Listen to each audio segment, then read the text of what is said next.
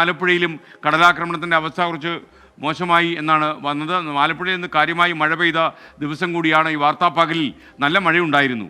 ഏറ്റവും latest update എന്താണ് നമുക്ക് ചോദിക്കാം. മനീഷ് മഗിവാൽ നമുക്കൊപ്പം തത്സമയം ചേരുകയാണ്. മനീഷ്, എന്താണ് ആലപ്പുഴയിൽ നിന്നുള്ള വിവരം?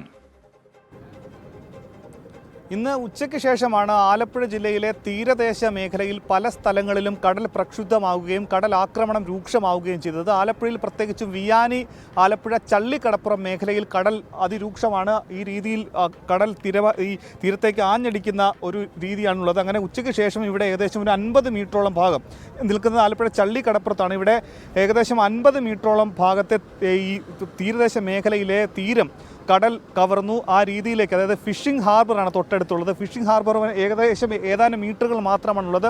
ഇന്ന് രാത്രി കൂടി ഈ രീതിയിൽ വലിയ രീതിയിൽ കടൽ ആഞ്ഞടിക്കുകയാണെങ്കിൽ ഇവിടെയുള്ള ഫിഷിംഗ് ഹാർബർ അടക്കം കടലെടുക്കുമെന്ന വലിയ ആശങ്ക ഇവിടെയുള്ള മത്സ്യബന്ധന തൊഴിലാളികൾക്കുണ്ട്. ഒപ്പം തന്നെ ഈ പ്രദേശത്തിൻ്റെ വടക്ക് ഭാഗത്തായി 100ഓളം വീടുകളുണ്ട്. ആ ഭാഗത്തൊന്നും ഈ ടെട്രോപാഡോ അല്ലെങ്കിൽ കടൽഭിത്തിയോ ഒന്നും മതിയാവണ്ണമില്ല.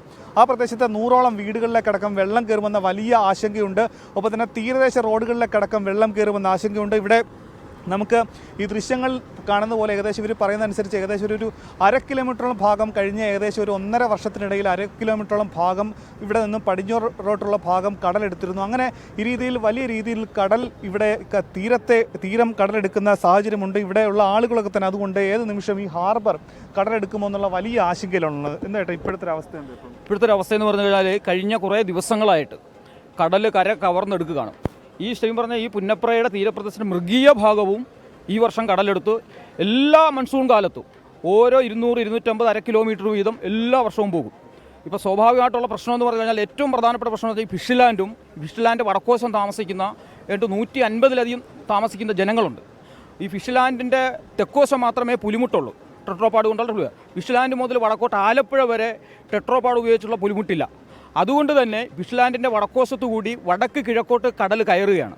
കടൽ അങ്ങനെ കയറി ചെല്ലുന്ന സമയത്ത് പുന്നപ്ര തെക്ക് പഞ്ചായത്തിൻ്റെ 15-ാം വാർഡിൻ്റെ തീരപ്രദേശത്ത് താമസിക്കേണ്ട 150-ലധികം കുടുംബങ്ങൾ ഇപ്പോൾ വലിയ ഭീഷണിയിലാണ്. ഏതു നിമിഷവും അവരുടെ വീടുകളും കരയെടുത്തു പോകും.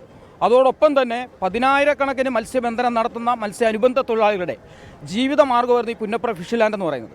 അപ്പോൾ പുന്നപ്ര ഫിഷ് ലാൻഡ് ഈ കടൽ കയറി വന്ന് പുന്നപ്ര ഫിഷ് ലാൻഡ് തകർന്നാൽ സ്വാഭാവികമായിട്ടും മത്സ്യബന്ധനം നടത്തുന്ന മത്സ്യാനുബന്ധ തൊഴിലാളികളുടെ ജീവിത ആശ്രയം തന്നെ തകരും. അതുകൊണ്ട് ഈ ഫിഷ് ലാൻഡ് സംരക്ഷിക്കണമെങ്കിൽ ഹാർബർ എന്ന സംവിധാനം തന്നെ വേണം. എല്ലാവിധ അതായത് ഈ രീതിയിൽ തന്നെ കടലാക്രമണം രൂക്ഷമാവുകയാണെങ്കിൽ വളരെ എളുപ്പം തന്നെ ഈ രീതി ഇവിടെയുള്ള ഈ ഹാർബർ അല്ലെങ്കിൽ ഈ ഫിഷ് ലാൻഡ് അത് കടലെടുക്കുമെന്നുള്ള വലിയ ആശങ്കയാണ് ഇവിടെയുള്ള തീരദേശ മേഖലയിലെ ജനങ്ങൾക്കുള്ളത്. ഓക്കെ മനീഷ് മഗിവാലാണ് ആലപ്പുഴ പുന്നപ്രയിൽ നിന്ന് നമുക്കൊപ്പം ചേർന്നത്.